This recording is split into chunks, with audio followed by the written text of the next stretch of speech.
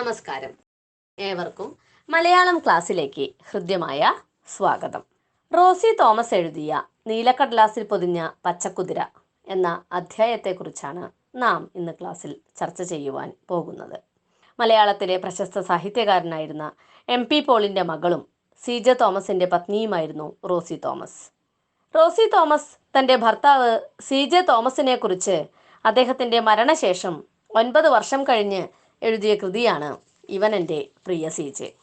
CJ എന്ന സാഹിത്യകാരൻ്റെ ചിത്രകാരൻ്റെ വ്യക്തിത്വത്തിൻ്റെ വിവിധ വശങ്ങൾ ആവിഷ്കരിക്കുക എന്ന ധിക്കാരത്തിന് താൻ മുതിരുകയാണെന്ന് റോസി തോമസ് പറയുന്നുണ്ട്. CJ ജീവിച്ചിരുന്നപ്പോൾ എഴുതണമെന്ന് ആഗ്രഹിച്ചിരുന്നുവെങ്കിലും CJ അതിന് അനുവദിക്കുകയുണ്ടായില്ല. 4 വർഷം CJയുടെ കാമുകിയായും 9 വർഷം ഭാര്യയായും റോസി ജീവിച്ചു.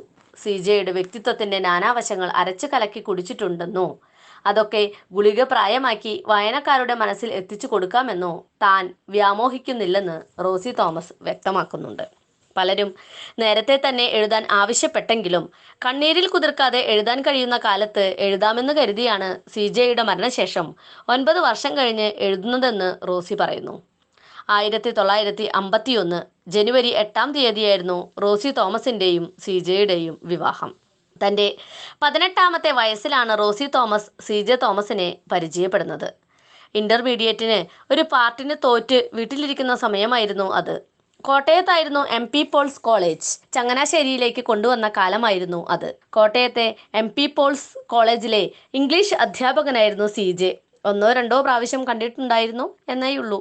ചിത്രോദയം വാരികയിലെ ബാലൻ്റെ 13-ാം പേജിലെ അക്കാലത്ത് വായിക്കാറുണ്ടായിരുന്നുവെങ്കിലും അത് CJയാണ് എഴുതുന്നതെന്ന് റോസിക്ക് അറിയില്ലായിരുന്നു.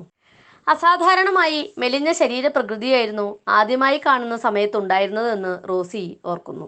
സാധാരണ പൊക്കവും കവിളിലേക്ക് ഒലിച്ചിറങ്ങുന്ന കൃതാവും ചെവിക്ക് ചുറ്റും എഴുന്നേൽക്കുന്ന രോമവും CJയുടെ പ്രത്യേകതയായിരുന്നു.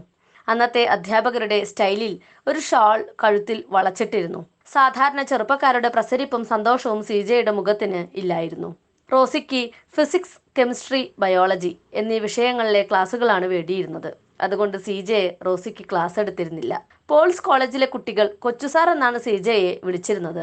അക്കാലത്ത് പ്രേമബാധ ഇല്ലാതിരുന്നത് കൊണ്ട് ഒരു കൊച്ചുകുട്ടിയുടെ ലാഘവത്തോടെയാണ് റോസി CJയോട് സംസാരിച്ചിരുന്നത്. CJ റോസിക്കിട്ട പേര് പച്ചക്കുതിര എന്നാണ്. ചെറുപ്പക്കാരായ അധ്യാപകരുടെ അടുത്ത് കൊച്ചു കൊച്ചു സംശയങ്ങളുമായി എത്തുന്ന പെൺകുട്ടികളെ കുറിച്ച് ഈ പെൺകുട്ടികളുടെ വിയർപ്പുനാറ്റം അടിച്ചിട്ടെന്ത് സുഖമാണ് എന്നാണ് CJ പറയാറുണ്ടായിരുന്നത്. കൊച്ചുസാർ ശൃംഗാര കുഴമ്പനല്ല എന്നാണ് പെൺകുട്ടികൾ പറയാറ്. പോൾസ് കോളേജിന്റെ മേനോൻ സാർ റോസിയുടെ ഗുരുവായിരുന്നത് കൊണ്ട് അദ്ദേഹത്തെ കാണാൻ കോളേജ് കെട്ടിടത്തിലെ മുറിയിൽ ചെല്ലുമ്പോൾ കൂടെ താമസിക്കുന്ന CJയെയും റോസി കാണാറുണ്ടായിരുന്നു.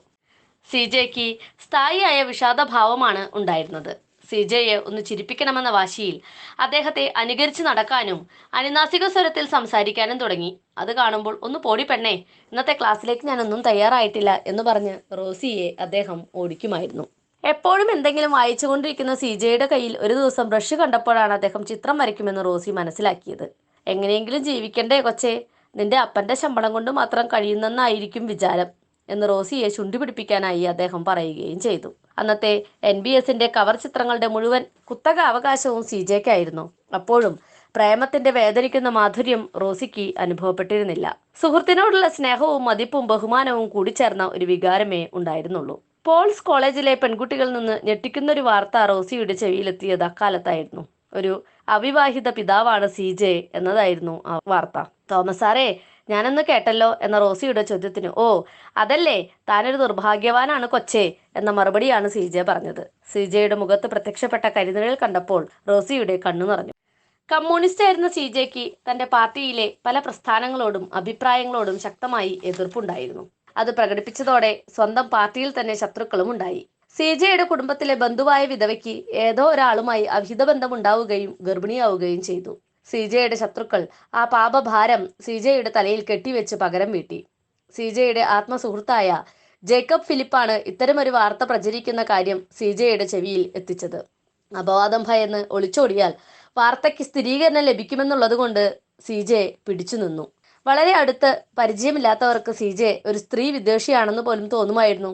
ഇത്തരം ജീവിതാനുഭവങ്ങൾ അന്തരാത്മാവിൽ അള്ളിപ്പിടിച്ച് കിടന്നിരുന്നത് കൊണ്ടായിരിക്കണം സി.ജെയിൽ ഒരു വിഷാദാത്മക സ്വഭാവം രൂപം കൊണ്ടതെന്ന് റോസിക്ക് തോന്നിയിരുന്നു. തെറ്റു ചെയ്യാതെ സി.ജെ അനുഭവിച്ചിരുന്ന വേദന റോസിയുടെ മനസ്സിൽ ചലനങ്ങൾ ഉണ്ടാക്കി. മധുര 17ന്റെ സ്വപ്നങ്ങൾ നിറഞ്ഞു നിന്നിരുന്ന ആ കാലത്ത് സഹതാപമൂറുന്ന വേദന കലർന്ന എന്തോ ഒരു വികാരം റോസിയുടെ മനസ്സിൽ അങ്കുരിച്ചു.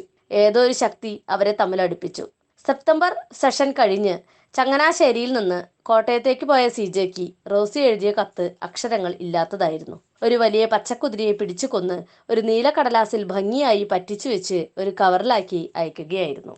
കോട്ടയത്ത് നിന്ന് ചങ്ങനാശ്ശേരിയിലേക്ക് തിരിച്ചു വന്ന സി.ജെയെ അള്ളാപ്പാറയുടെ മുകളിൽ പകുതി ചെരിഞ്ഞ് കിടന്നുകൊണ്ട് പത്രം വായിക്കുന്ന അവസ്ഥയിൽ റോസി കാണാറുണ്ടായിരുന്നു. അനിയത്തിമാരോടൊപ്പം ആ പാറയുടെ ചുറ്റുമുള്ള പ്രകൃതി ഭംഗി ആസ്വദിക്കാൻ എന്ന മട്ടിൽ റോസിയും അവിടെ പോകുമായിരുന്നു. അടുക്കുവാനും സംസാരിക്കുവാനും ആഗ്രഹം ഉണ്ടായിരുന്നുവെങ്കിലും അതിന് ശ്രമിച്ചില്ല. പത്രം വായിക്കാനും പുസ്തകമെടുക്കാനും വരുമായിരുന്ന സി.ജെയാണ് റോസിയുടെ വീട്ടിലെ ലോകോത്തര ചിത്രകാരന്മാരുടെ ചിത്രങ്ങളെക്കുറിച്ചുള്ള വിവരണം നൽകി അതിന്റെ പ്രാധാന്യത്തെക്കുറിച്ചുള്ള ബോധം റോസിയിൽ ഉണ്ടാക്കിയത്. പ്രേമം മറച്ചുപിടിക്കാനുള്ള ശ്രമങ്ങൾ നടന്ന കാലഘട്ടമായിരുന്നു അത്. വീട്ടിലുള്ളവർക്കൊന്നും രണ്ടുപേരെക്കുറിച്ചും സംശയമൊന്നും ഉണ്ടായിരുന്നില്ല. റേഡിയോ പ്രസംഗത്തിന് പോയ അപ്പനോടൊപ്പം അമ്മയും മദ്രാസിലേക്ക് പോയ സന്ദർഭത്തിലാണ് റോസിയും സി.ജെക്കും തങ്ങളുടെ പ്രേമം സ്വതന്ത്രമായി വെളിപ്പെടുത്താനുള്ള സന്ദർഭം ഒരുങ്ങിയത്. റോസിയുടെ വീട്ടിലെ റേഡിയോ തകരാറിലായിരുന്നതുകൊണ്ട് എം.പി. പോളിന്റെ ടൈപ്പിസ്റ്റായ റോസിയുടെ സ്നേഹിതയുമൊത്ത് ഷെപ്പേർഡ് സാറിന്റെ വീട്ടിൽ പോയിരുന്നു. തിരിച്ചു വരുമ്പോൾ ടൈപ്പിസ്റ്റിനെ വീട്ടിലാക്കാൻ പ്യൂണും കൂടെ പോയപ്പോൾ രണ്ടുപേരും തനിച്ചാവുകയും വീടിന്റെ മുറ്റത്ത് നിന്ന മാവിൻ ചുവട്ടിൽ സി.ജെ റോസിയെ ചുംബിക്കുകയും ചെയ്തു. വേഷഭൂഷകളിലൊന്നും തൽപരനായിരുന്നില്ല സി.ജെ. എങ്കിലും റോസിയെ കാണാൻ വരുമ്പോൾ വെടുപ്പിൽ വസ്ത്രം ധരിച്ചൊരുങ്ങിയേ വരുമായിരുന്നുള്ളൂ. അവിചാരിതമായി കണ്ടുമുട്ടിയപ്പോൾ സി.ജെ ഇത്തരത്തിലുള്ള കാര്യങ്ങളിലൊന്നും ശ്രദ്ധാലുവല്ലെന്ന് റോസി മനസ്സിലാക്കിയിരുന്നു. റോസിയുടെ കൂട്ടുകാരുടെയും ബന്ധുക്കളുടെയും മുൻപിൽ റോസി തന്റെ വൃത്തിയില്ലായ്മയുടെ പേരിൽ പരിഹസിക്കപ്പെടരുതെന്ന് സി.ജെ തീരുമാനിച്ചിരുന്നു. എല്ലാ അർത്ഥത്തിലും റോസിയെ സ്നേഹിക്കുകയായിരുന്നു സി.ജെ.